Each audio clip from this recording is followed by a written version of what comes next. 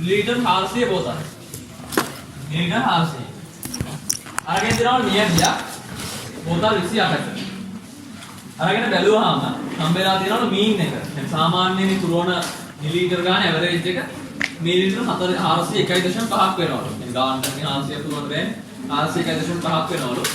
Standard ඩීවියේෂන් එක දීලා තියෙනවා මිලිලීටර් 5ක්. හරි. දැන් මට කියන්න මුලින්ම ඔය 401.5යි මිලිලීටර් 5යි කියලා තියෙන්නේ නියැදියද නැත්නම් සංගාහනේද? කියන්නේ පොපියුලේෂන් එකේ නැත්නම් සාම්පල් එකේ? ඔය විදිහට තියෙන සාම්පල් එක මුලින්ම තේරුම් ගන්න. ගාන කියලා ගාන තියෙන්නේ සාම්පල් එකේ මීන් එක. සාම්පල් එකේ ස්ටෑන්ඩඩ් ඩීවියේෂන් එකයි තියෙන්නේ. හරි. පළවෙනි ප්‍රශ්නේ දෙවෙනි ප්‍රශ්නේ අපි කරන්නේ නැහැ. ඒකයි part 1 part 2 එකෙන් confidence interval එකක් මේ අපි කරන්නේ නැති එක interval estimation එක කරන්න තියෙන එක අපි ඊයෝක එකට කියන්න දැනට. ඊළඟට බලන්න part 3 එකක් තුනක් තියෙනවා. 3 එකක් තියලා part 4 එකට එන්නකො. හතරවෙනි එක. හතරවෙනි එකේ ඒ වල part 4. රෝම ඉලක්කම් 4. Write down the null and alternative hypothesis to test whether bottling machine overfills the bottle. Clearly define the parameter used in stating the hypothesis. මේ ගන්න කියනවා hypothesis දෙක ලියන්නලු. මේ අහන්නේ මොකක්ද? To test whether bottling machine overfills the bottle.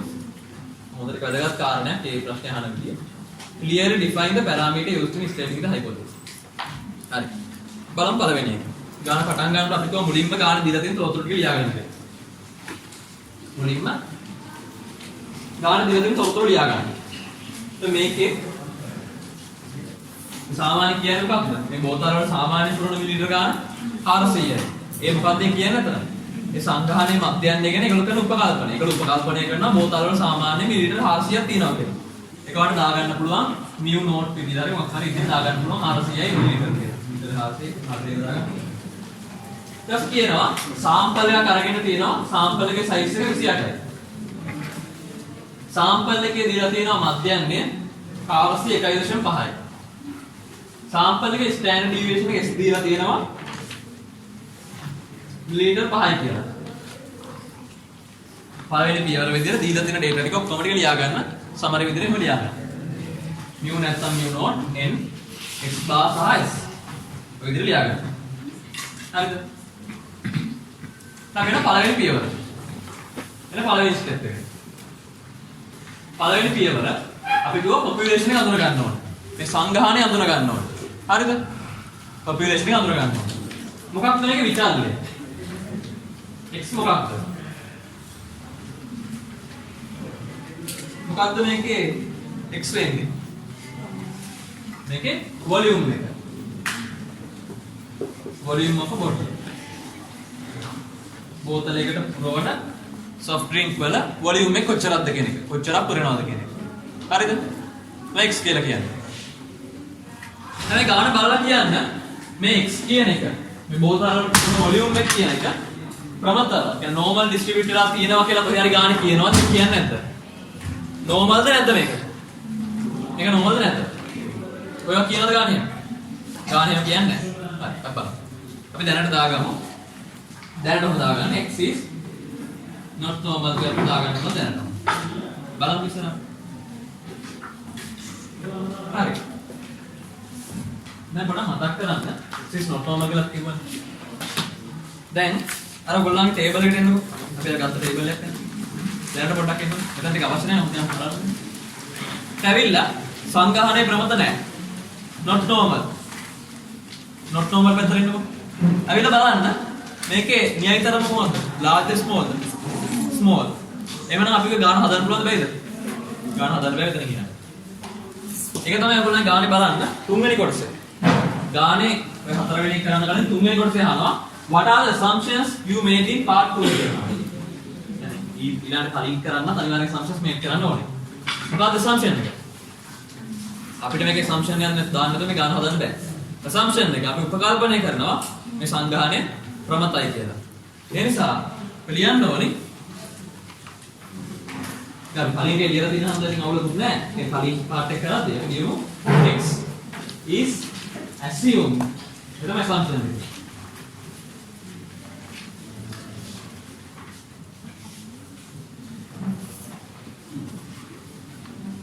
x is assumed to be normally distributed. අපි උපකල්පනය කරනවා මේ විචල්ය ප්‍රමතව ව්‍යාප්ත වෙනවා කියලා. ඒ ගාන එහෙම දීලා නැහැ. හැබැයි එහෙම දෙන්නතෝ ගාන හදන්න බෑ. මේ විදිහට ගාන හදන්න පුළුවන් කමක් නැහැ. ඉතින් අපි උපකල්පනයේ ගානෙම අහනවා. අපි මේ ගානේ අහලා තිබ්බේ නැහැ කියලා නේද? මේ ගානේ අහලා තියෙන උපකල්පනය මොකද්ද කියලා. උපකල්පනය දීලා නැත්නම් ගාන හදන්න තු වෙන්න එපා. මේ assumption එකක් දාන්න. ඒක ප්‍රමතව ව්‍යාප්ත වෙන කියලා උපකල්පනයක් assumption එකක් දාලා ගාන හදාගෙන යන්න. x is assumed to be normally distributed. හරි. ක්ලියර් ගන්න. එහෙනම් ඒකේ තේරුම x කියන එක ව්‍යාප්ත වෙනවා ප්‍රමතව. හරි. ඒක හරි. වෙන දෙවෙනි ස්ටෙප් එක.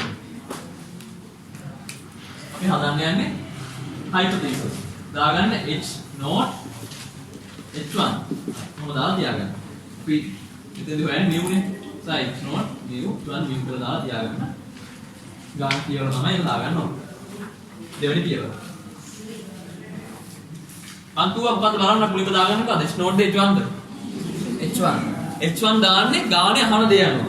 ගානේ අහන දේ h1 වලට අපි දානවා. ගානේ මොකක්ද අහන්නේ?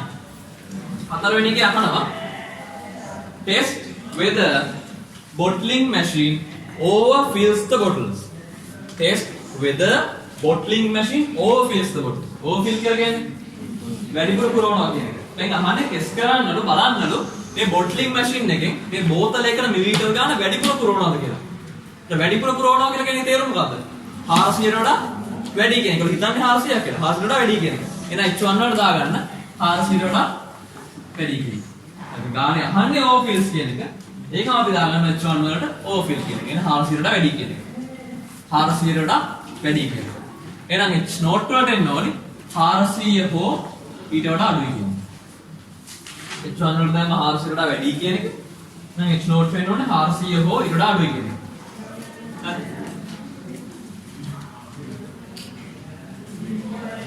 දැන් අපි යන තුන්වෙනි පියවර. දැන් පුළුවන් අය හදාගෙන යන දිගටම ගාන දැන් ෂේප් එකයි දැන්. මෙහෙමයි මෙතන මම දන්නවා සමහර අයට හදන්න පුළුවන් ඇති. එහෙම පුළුවන් ඇති ඉන්නවා. මම මේ කරන්නේ කවුරුත් මේක දන්නේ නැහැ කියන පදනම ඉන්නේ. දැන් මම එක මට්ටමක් සරලයි. ඒ නිසා පුළුවන් අය කරගෙන යන්න ඉස්සරහට. තුන්වෙනි එක අපි එනවා තුන්වෙනි පියවර. තුන්වෙනි පියවර අපි කිව්වා sampling distribution එක. නියති මධ්‍යයන්ගේ නියදුම් ව්‍යාප්තිය තමයි අදාළ වෙන්නේ මෙතනට. මේ නියති මධ්‍යයන්ගේ නියදුම් ව්‍යාප්තිය අඳුර ගන්න ඕනේ කියලා. sampling distribution of sample means. ඔයගොල්ලෝ අර ටේබල් එකට අවිල්ලා බලන්න. දැන් අපි උපකල්පනය කරා මේ අවස්ථාවේ population එක normal කියලා. population එක normal. ඊට පළවෙනි පැත්තට අපි එනවා population එක normal පැත්ත. දෙවෙනි කාරණය මොකක්ද? නියයි තරම sample size එක. sample size එක small. හරිද? population එක normal. sample size එක small. ඊට පස්සේ population variance එක දන්නවද නැද්ද? දන්නේ නැහැ. එහෙනම් මොකද මේ අවස්ථාව? population එක normal, sample size එක small, population variance එක දන්නේ නැහැ. මේක මට කියන්නේ ඉස්සෙල්ද තීද මේ කියන්නේ? මේක T. මේක විශේෂ අවස්ථාවක්. ඒක T වලට යන්නේ පස්සේ දැනට ඒ normal මේක මොන distribution එකක් තාම. මේක තාමත් normal distribution එකක්. x bar කියන එක. sample distribution of sample means කියන එක. x bar කියන එක normal distribution එකක් අපි කියනවා. x bar ව්‍යාප්තයි ප්‍රමතව. x bar ව්‍යාප්ත වෙනවා ප්‍රමතව. මේ ගානේ අපි කියන්නේ අපි ටේබල් එකේ දාගත්තා කියන එක x bar ව්‍යාප්තයි ප්‍රමතව. මේකේ පැරාමීටර්ස් මොනවද? mu තමයි මධ්‍යයන්ය වෙන්නේ. මේකේ විචලතාවය වෙන්නේ සිග්මා වර්ග ගාන දීලා නැති හින්දා s වර්ග. s වර්ග බෙදීමෙන් දාගන්නවා s වර්ග බෙදීමෙන්. හරිද? මේක ආදේශ වල දාගන්න පුළුවන් ඊට පස්සේ x bar ව්‍යාප්තයි ප්‍රමතව. mu කියන්නේ අපි x not වල දාගත්ත එක දාගන්න. x not වල mu වලට දාගත්තේ 400යි කියලා. ඒක දාගන්න 400යි mu කියලා. mu 400. s වර්ග. s අපිට ගන්න දීලා තියෙනවා 5යි කියලා. 5 වර්ගය. 5 වර්ගය n කියලා කියන්නේ 28යි. 5 වර්ගයේ බෙදීම 28යි. 400 කමාව 5 වර්ගයේ බෙදීම 28යි.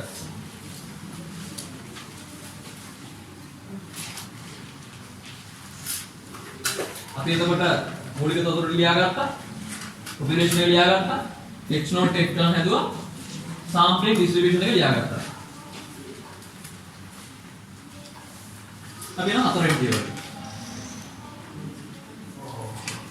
හරිද මේ ටික? හරිනේ? අපි යන හතර.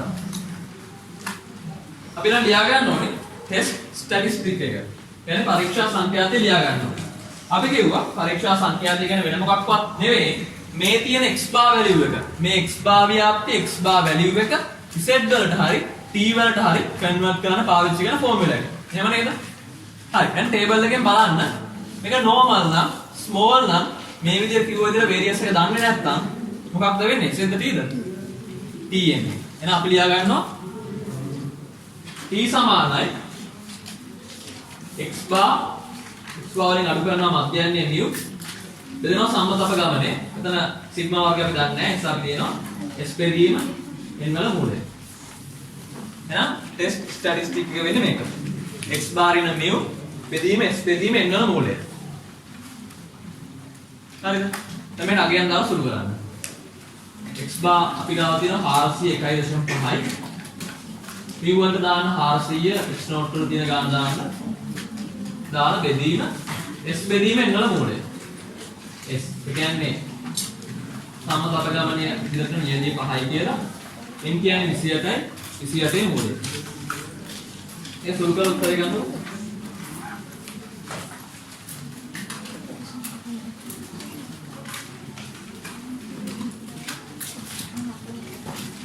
टेस्ट स्टैटिस्टिक के लिए हुआ संख्या आदेश का शुरू करा काम किया क्या मतलब आदेश में भाई अटैक है भाई नाम है क्या गाना समझता है देखकर क्या भाई अटैक कहाँ भाई अटैक कहाँ अरे ये भाई नाम है क्या क्या आदेश में भाई नाम है क्या हमने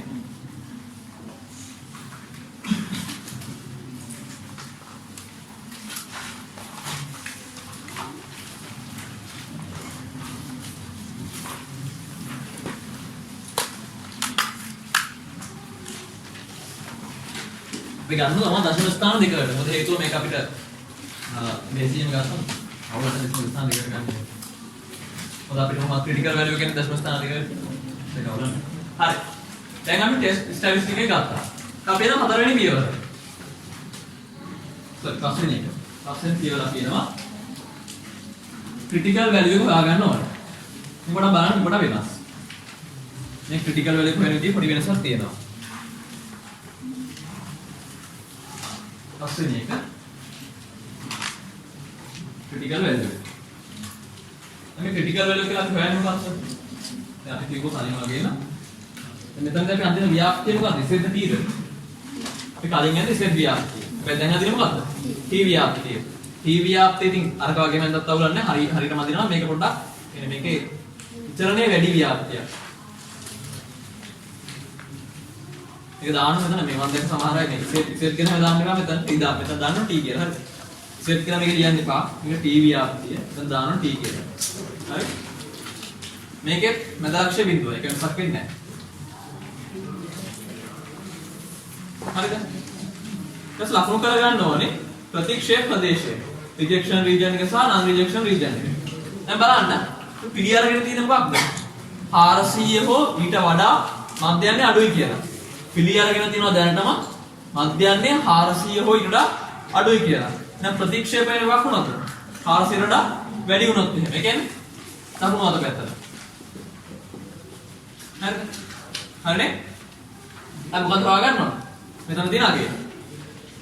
මෙතන තියෙන අගය අපි හොයාගන්න ඕනේ. කලියද? අපි කලින් හෙව්වේ කොහොමද? අපි කලින් හෙව්වේ ධන z ඇල්ෆා. එහෙම හෙව්වේ. මෙතනින් හොයන්න බෑ. දාන හොරි ඉතින් දැන් මොකක් හරි දෙන්න දාන. මෙතන හොයන්න මේ විදිහට.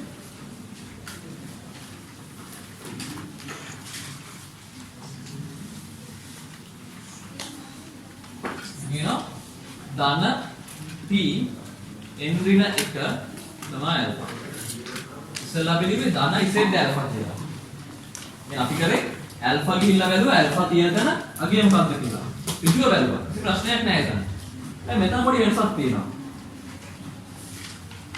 මෙතන මේ ව්‍යාප්ති විශේෂත්වයක් තියෙනවා. මෙතන ඇල්ෆා විතරක් නෙවෙයි තියෙන අලුතෙන් ගෙවලා තියෙන මොකද්ද? මේ එන්ජින් එක කියන එක. මේකට අපි කියනවා degree of freedom කියලා. මේ එන්ජින් එකට අපි කියනවා degree of freedom කියලා. සිංහලෙන් කියනවා සුචරණාංක කියලා. ඉතින් අමාරුයි. මේ DF degree of freedom එක නේද ලේසි DF කියන එක. එන්ට්‍රි එක alpha. ඒක තේරුම මේකයි. මේ P ව්‍යාප්තිය එක එක විදිය වෙන්න පුළුවන්. දැන් Z ව්‍යාප්තියෙත් නම් කොහොමද එකම හැඩයක් තියෙනවා. Z ව්‍යාප්තිය මෙච්චර තමයි. ඕනම Z ව්‍යාප්තියක් එක වගේ. Z ව්‍යාප්ති ගොඩක් නැහැ. Z ව්‍යාප්තිය එකයි. හැබැයි P ව්‍යාප්තිය වෙනස්කම් තියෙනවා. මෙන්න මේ අගය වෙනස් වීම මත P ව්‍යාප්තිය එක එක විදිය වෙන්න පුළුවන්. හැඩය වෙනස් වෙන්නේ නැහැ. නමුත් P ටීම වෙනස් වෙන්න පුළුවන්. එක එක විදියට එන්න පුළුවන් මේක. හරි? කියන්නේ මේක එකේ වෙනස්කම් වෙන්න පුළුවන්. මේ එන්ට්‍රි එකගේ වෙනස් වීම මත. මොකද හැමතිස්සෙම එන් වලගේ එකම ගාන නෙවෙයිනේ. 10 වෙන්න පුළුවන් 15 වෙන්න මෙතන 28. ඒ වගේ ගාන වෙනස් වෙනකොට මෙතන වෙනස් වෙන්න පුළුවන්. ඒක වෙනස් වෙනවා කියලා කියන්නේ මේ ව්‍යාප්තියේ ස්වરૂපය වෙනස් වෙනවා. ඒ නිසා P ව්‍යාප්තිය හොඳට මතක තියාගන්න. P ව්‍යාප්තිය කියලා කියන්නේ නිශ්චිත ව්‍යාප්තියක් නෙවෙයි. එක ව්‍යාප්තියක් නෙවෙයි. ඒකේ ස්වභාවය වෙනස් වෙන්න පුළුවන්. වෙනස් වෙන නියත තරම අනුව. නියති තරම වෙනස් වෙනකොට එන්ට්‍රි එක වෙනස් වෙනවා. degree of freedom වෙනස් වෙනවා. ඒක වෙනස් වෙනකොට අනිවාර්යයෙන්ම මේකේ හැඩය වෙනස් වෙනවා. ඒ නිසා අපි ඇල්ෆා විතරක් බලලා හරියන්නේ නැහැ. බලන්න ඕනේ ධන T එන්ට්‍රි එක කියලා කියන්නේ මෙතන n කියලා කියන්නේ 28යි. 28 එක අඩු කරන්න ඕනේ. ඒක 28 එක අපිට පුළුවන් 27යි. කමා ඇල්ෆා. ගානේ ඇල්ෆා දීලා තියෙනවා. ඉතින් දීලා තියෙන අන්තිම ප්‍රශ්නේ දීලා තියෙන ගානේ test the above hypothesis at 5% level of significance. එහෙනම් අපි ඒක දාගන්න ඕන අපිට level of significance කියන්නේ 0.5යි. උනා දාගන්න ඕනේ 0.5. හරිද? දාන T 27.05. අනේ එන්න T වල වගුවට එන්නකො. T ව්‍යාප්තිය වගුවක් ඇත. හරි සෙට් වල වගුව වගේ ඇති. ඔය පේපරේ අන්තිමට ඇති T ව්‍යාප්තිය වගුවක් ඇති.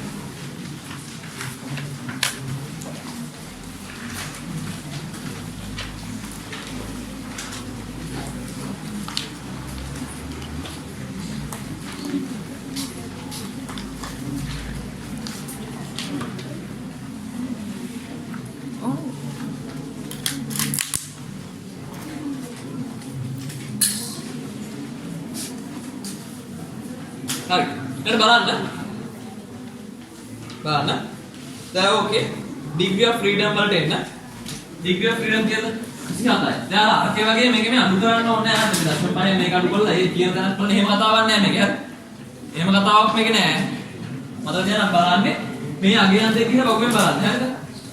මේ පැත්තේ මේ degree of freedom බලන්න මේ පල්ලෙහා අතර තියෙනවා degree of freedom DF කියලා. DF වල එන්නේ 27ට. ඕකේ වගුවේ එන්නේ DF වල 27ට එන්න. ඔයලා බලන්න උඩ. ඔයගොල්ලන් කියන දේ two tail test එක අයින් කරන්න කියලා. ඔකේ කොලම්ස් දෙකක් තියෙනවානේ.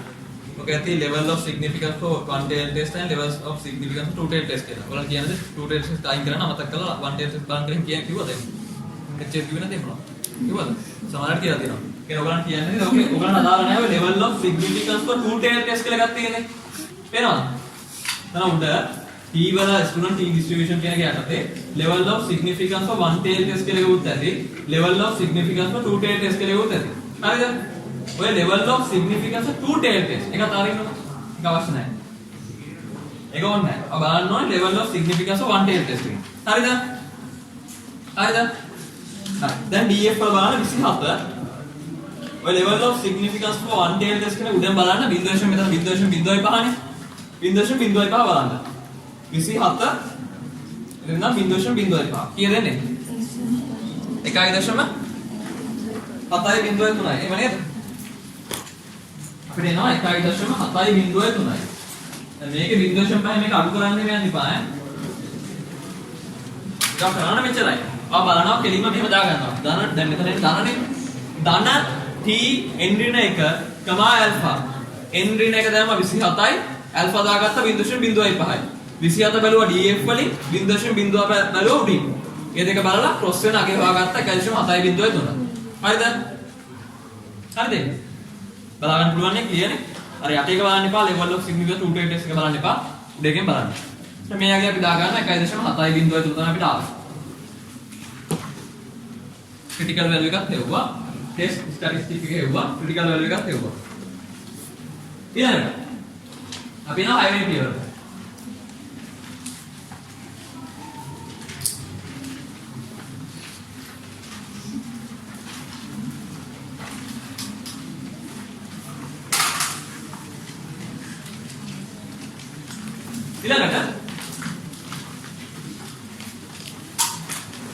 ඊළඟට මේ ආපු ටෙස්ට් ස්ටැටිස්ටික් එකේ වැලියු එක මේ ආපු පරීක්ෂා සංඛ්‍යාතිය අගය අපි ලකුණු කරන්න ඕනි මේ graph එකේ. එන්න මේ ප්‍රස්ථාරය ඇවිල්ලා 1.59 ලකුණු කරන්න මේක. 1.59 ලකුණු කරන්න මේක. 1.59. දැන් මේක එන්නේ rejection region එකේද non rejection region එකේද? non rejection region එකේ. මේ පරීක්ෂා සංඛ්‍යාතිය වැටෙන්නේ ප්‍රතික්ෂේප කරන්නේ නැති ප්‍රදේශය. කියන්නේ පිළිගැනීම් ප්‍රදේශය. ඒ තේරුම මොකක්ද? H නෝට් එක පිළිගන්නවද ප්‍රතික්ෂේප කරනවද? H නෝට් පිළිගන්නවද ප්‍රතික්ෂේප කරනවද? පිළිගන්නවා. H නෝට් පිළිගන්නවා. එහෙනම් අපි ලියනවා මෙහෙම. අපි ලියනවා test statistic falls within the non-rejection region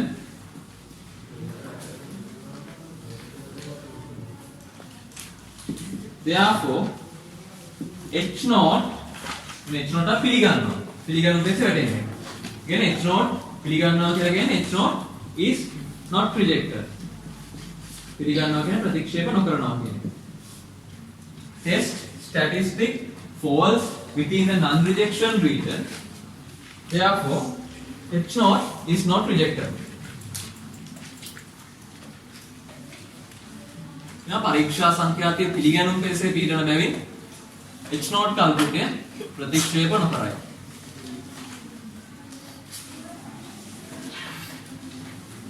හරිද? ඒක හරිද?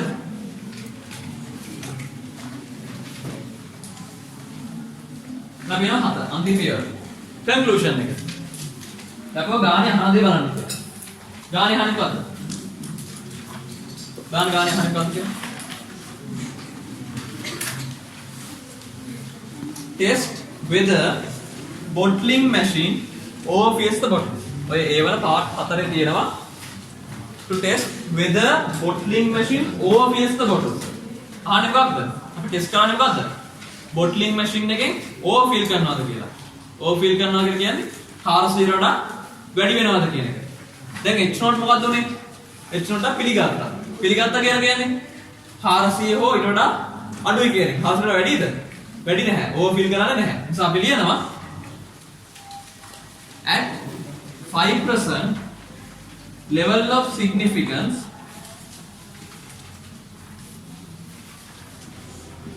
at 5% level of significance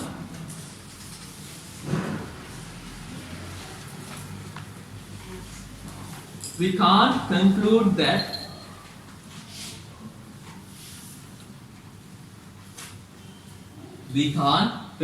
that the bottling machine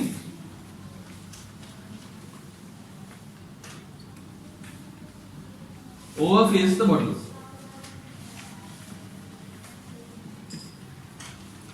At 5% level of significance, we can't conclude that the bottling machine overfills the bottles. අපිට 105ක level of significance එකෙන් අපිට කියන්න බෑ bottling machine එකෙන් වැඩිපුර fill කරනවා. overfill කරනවා කියලා කියන්න බෑ.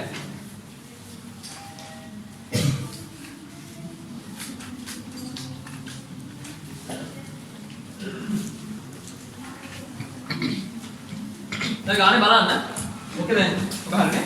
4 A වල අපි ලිව්වේ උත්තරේ තුන්වෙනි එකට අපි ලියන්න පුළුවන් කොහොමද? what are the assumptions you made in part 2 කියන ඒවා ලියන්න ඕනේ. ඉතින් මේ variable එක කියන්නේ මේ volume එක කියන එක බෝතල් වල පුරවන මේ soft drink වල volume එක අපි උපකල්පනය කරනවා normally distribute වෙනවා කියලා. හරිද? හතරවෙනි එකේ ආ තියෙන්නේ write down the null and alternative hypothesis. ඒකත් අපි ලියුවා. පස්වෙනි එක අහනවා write down type 1 and type 2 errors associated with this test. අපි ඊළඟ ක්‍රම තාමෙක් කරේ නෑ type 1 and type 2 errors. හයවෙනි එක test the above hypothesis at 5% level of significance and interpret the results. ඒක අපි කරා. හරි. අපි ඔය type 1 and type 2 error ඊළඟ කරමු. ඊට කලින් එන්නකෝ. ඕකේ. ඕකේ හතරේ B වලට එන්නකෝ. දැන් අපි හතරේ A කරේ. හතරේ B වලට එන්නකෝ. 2016 ම හතරේ B. ගාන කියවන්න.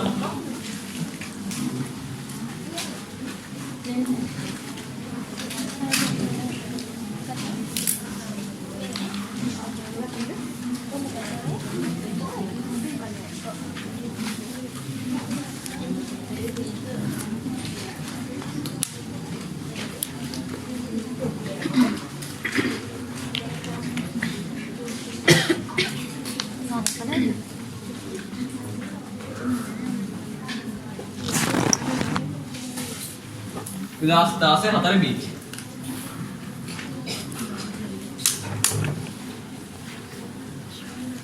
හතර B. ගාන කියවන්න. The percent of adults 20 years of age and over in a country who are overweight is 69%. One municipal council wants to know if the proportion of overweight citizens in their city is different from 69%. They take a random sample of 150 adults 20 years of age or older in their city and find that 90 are classified as overweight. Determine at a 5% level of significance if this proportion in this city is different from 69%. आप okay करना क्या? तो मैं किया निकला बार. बार भी तेरे होगा.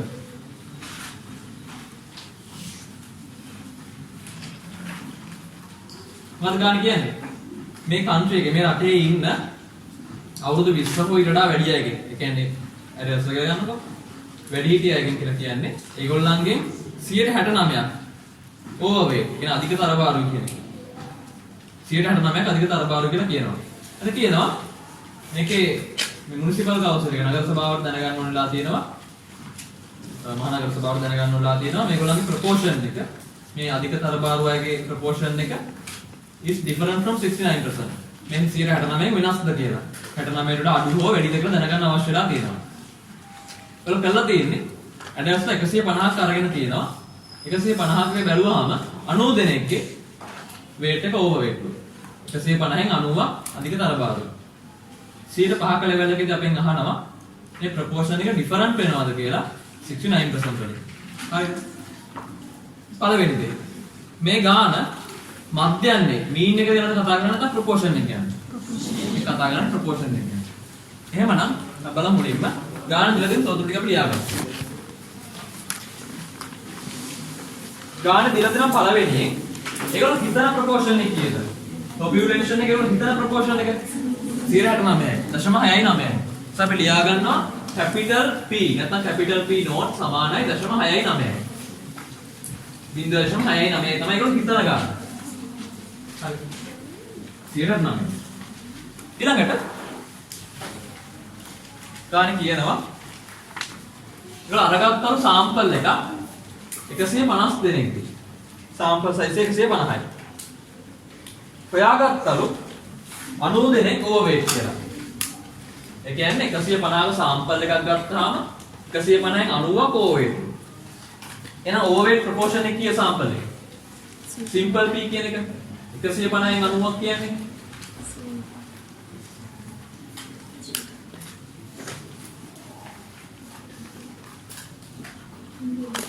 0.6 160යි. හරිනේ? ඒක හොයාගන්න ඕනේ සාම්පල් ප්‍රොපෝෂන් එක. 150න් 90ක් ඕවර්වේට්. එමනම් 0.6ක් වෙන්න ඕනේ සාම්පල් ප්‍රොපෝෂන් එක. අපෙන් අහනවා 105ක level of significance. දැන් significance level එක alpha කියන එක සමානයි 0.05යි 105යි. එකක් දාගන්න. 105යි. මේ ගාන තොරතුරු ටික ඔක්කොම ලියාගන්න. හරිද? population proportion එක, sample size එක, sample proportion එක alpha ලියාගත්තා. වෙන පළවෙනි පියවර. පුලිම අඳුරගන්න population එක. x කියන්නේ මොකක්ද? x කියන්නේ මොන ප්‍රොපෝෂන් එකද? ඒක දැන් ප්‍රොපෝෂන් එක ගැන අපි කියන්න ඕනේ. ප්‍රොපෝෂන් එක වෙන්නේ x සමානයි proportion of overweight adults. Proportion of overweight adults. කියන්නේ x කියන එකේ අපි මේ කතා කරන variable එක වෙන්නේ overweight අධික තරබාරු වගේ ප්‍රොපෝෂන්. ඒක තමයි variable එක. ඊළඟට මට කියන්න දැන් මේක normalද not normalද? මේක මම ගාන බලන්න අවශ්‍යතාවයක් නැහැ. මොකද හේතුව කොහොමවත් ප්‍රොපෝෂන් එකක් නම් මොකද්ද වෙන්න බැරි? normal වෙන්න බෑ. මොකද්ද වෙන්න ඕනේ මේක? මේක binomial වෙන්න ඕනේ. අපි කියනවා binomial කියලා ලියන්න යන්න එපා. x is not normal කියලා ලියන්න. normal distribution. x is not normal distributed. x කියන්නේ normal distribution එකක් නෙමෙයි. සංග්‍රහණය